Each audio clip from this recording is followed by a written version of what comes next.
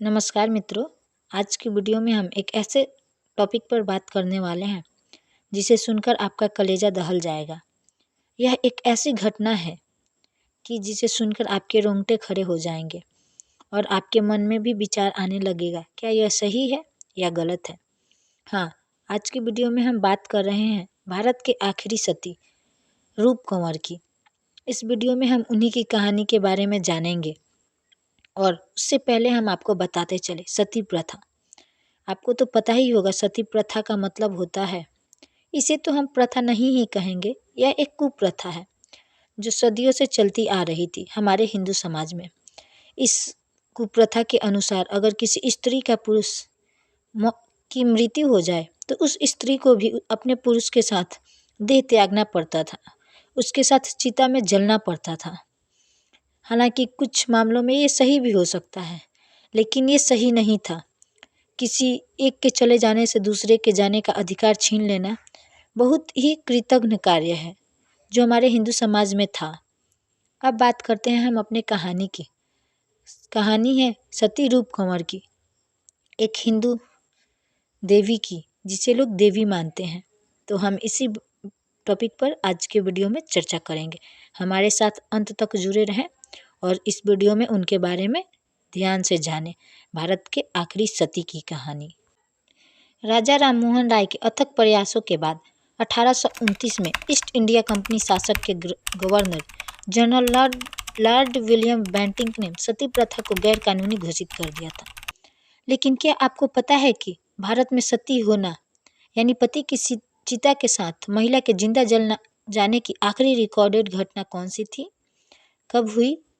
80-90 के दशक या उसके बाद पैदा होने वाली पीढ़ी को शायद इसका अंदाजा भी नहीं होगा। कल्पना करके देखिए, जब भारत में महिला शासन के सर्वोच्च पद यानी प्रधानमंत्री बन चुकी थी इंदिरा गांधी 1966 में, जब अंतरिक्ष में भारतीय कदम रख चुके थे राकेश शर्मा 1984 में, परमाणु परीक्षण करके भारत एटॉमिक पावर बन चुका था स्माइलिंग बुद्धा 1974 में, जब भारत में महिलाएं भी IPS अफसर बनने लगी थी किरण बेदी 1972 में। आज़ादी के बाद समाज में क्रांतिकारी बदलाव आ चुके थे, ज्ञान विज्ञान पर जोर था, महिलाएं सशक्त हो रही थी। लेकिन इन सब के बावजूद 1987 में एक 18 साल की महिला अपने पति के चिता के साथ जिंदा जल जाती है। यकीन करना मुश्किल है, उस घटना को 36 साल हो चुके हैं। 4 सितंबर 1987 को राजस्थान में 18 साल की रूप कंवर ने पति की चिता के साथ आत्मदाह कर लिया।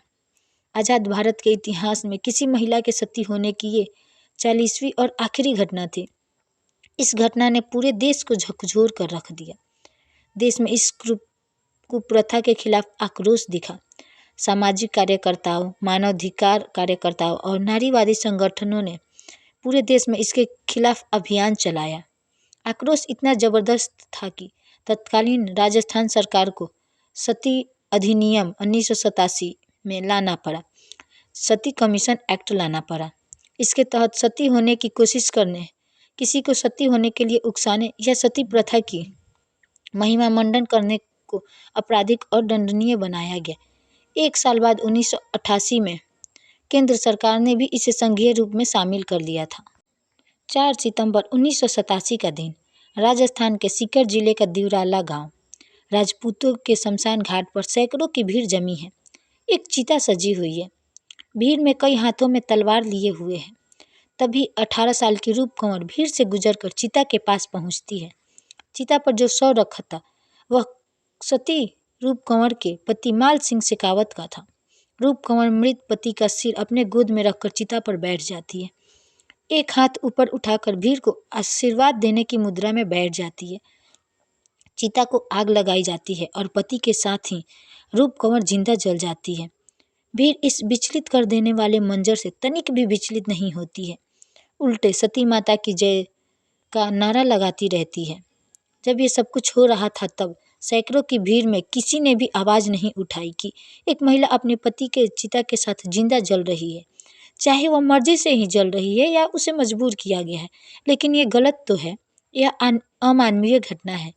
रूप कंवर के ससुराल वालों और पूरे गांव पर आरोप लगा कि उन्होंने उसे पति की चिता के साथ जिंदा जलने का दबाव डाला था, उसे उकसाया था। ससुर समेत कई लोग जेल भी गए। ये अलग बात है कि अदालत में ये कभी साबित ही नहीं हो पाया कि रूप कंवर को पति की चिता के साथ जिंदा जलने के लिए उकसाया गया था। रूप कंवर का बमुश्किल 8 महीने पहले ही विवाह हुआ था। वह 10वीं तक पढ़ी लिखी थी। 1987 में माल सिंह शेखावत से उनका विवाह हुआ था। दोनों की जयपुर के ट्रांसपोर्ट नगर में धूमधाम से शादी हुई, जहां कंवर के पिता एक ट्रांसपोर्ट का बिजनेस था। माल सिंह बीएससी के स्टूडेंट थे और दिवराला में अपने परिवार के साथ रहते थे। हैरानी की बात यह है कि सिंह के पिता कोई अनपढ़ या कम पढ़े लिखे व्यक्ति नहीं थे, बल्कि स्कूल के टीचर थे। शादी को अभी 8 महीने ही हुए थे कि अचानक एक दिन माल सिंह की तबीयत खराब हो जाती है। 2 सितंबर 1987 को उनके पेट में दर्द उठने लगा और उल्टियाँ होने लगी। उन्हें सीकर के अस्पताल में भर्ती कराया गया। अगले दिन रूप कंवर भी पति की देखभाल के लिए अस्पताल पहुंच गए। हालात सुधरने लगी तो रूप कंवर उसी दिन घर लौट आई, लेकिन कुछ घंटे बाद ही 4 सितंबर को तड़के 4 बजे माल सिंह की मौत हो जाती है। उसी दिन उनका अंतिम संस्कार होता है और चिता के साथ रूप कंवर भी आत्मदाह कर लेती हैं। बताया जाता है कि जब रूप कंवर और माल सिंह का विवाह हुआ था तो उनके विवाह को 8 महीने ही हुए थे और उन 8 महीनों में रूप कंवर अपने पति के साथ केवल 20 दिन ही व्यतीत कर पाई थी साथ में उनके। लेकिन सोच के हैरानी होती है कि कोई कैसे 20 दिन की शादी के लिए अपने पूरे जीवन की कुर्बानी दे सकता है। लेकिन रूप कंवर ने उन्होंने ये किया था। उन्होंने मात्र 20 दिन की शादी में अब इस तरह निभाया और अपने पति के लिए वो सती भी हो गई।